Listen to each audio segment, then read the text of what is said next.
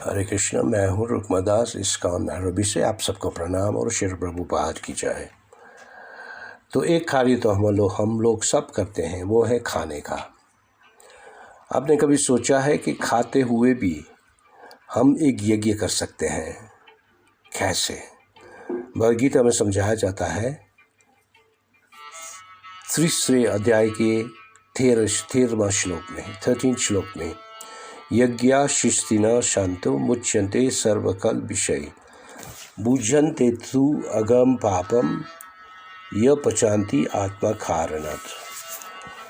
इसका अनुवाद इस तरह है, भगवान के भक्त सभी प्रकार के पापों से मुक्त हो जाते हैं क्योंकि वो यज्ञ में अर्पित किए भोजन प्रसाद को ही खाते हैं।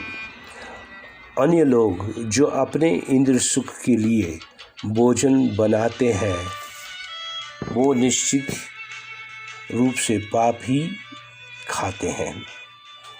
तो ये वर्ड थोड़ा सीरियस लगता है कि क्या हम खाते हैं तो पाप हो जाता है? हाँ, अगर भगवान को भोग नहीं लगाया या भगवान के लिए नहीं बनाया, पहले भगवान के लिए बनाना पड़ता है, अच्छे चेतन से, अच्छे कॉन्शियसनेस से, भगवान का स्मरण करते हुए, और फिर वो खाना जो है भगवान को पहले अर्पण किया जाता है, उसके बाद ही खाया जाता है।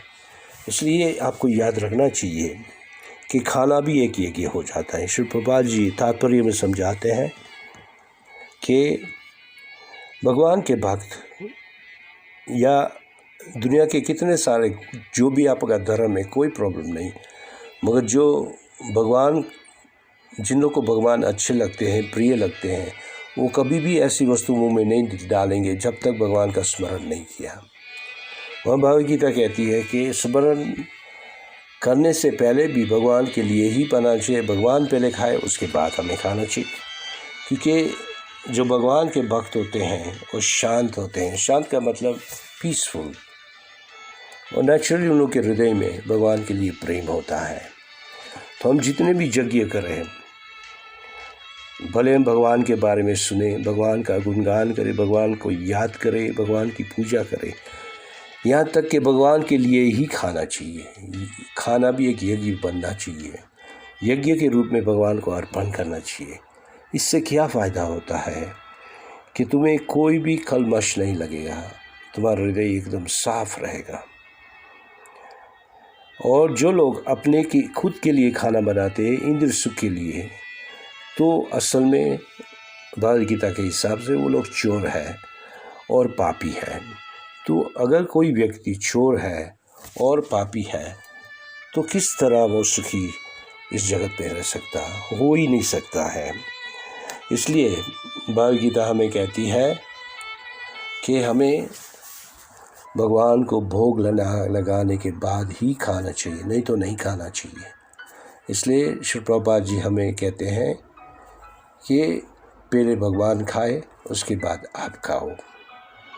ये है सिस्टम। ये सिस्टम अगर तुम्हारे जीवन में आप डालोगे, देखो तुम्हारे जीवन में कितना फ़र्क पड़ता है। आहिस्ते आहिस्ते आप कृष्ण स्मरण में ज़्यादा तुम्हारी मति लगेगी और आपको भी प्योरिटी लगेगी, शुद्धता लगेगी, और तुम्हारे जीवन में और सुख आएगा। कोशिश करो, ट्राई करो। अगर नहीं करते हो, जो कर रहे हैं, तो फिर याद रखना चाहिए कि रसोई में भी हमें भगवान को याद करके रसोई बनानी चाहिए, क्योंकि जब कृष्ण के लिए रसोई बनती है तो राधा रानी का प्रेजेंस होता है उधर। फिर वो खाना जो है भगवान को जब भोग लगाते हैं तो पूरी परंपरा द्वारा हम भगवान को भोग लगाते हैं। फिर जब भगवान ने खा लिया है, क्योंकि भगवान कहते हैं कि मैं खाता हूँ, क्लियर लिखते हैं, पत्रम पुष्पम फलम तोयम जो में प्रत्या प्रयते।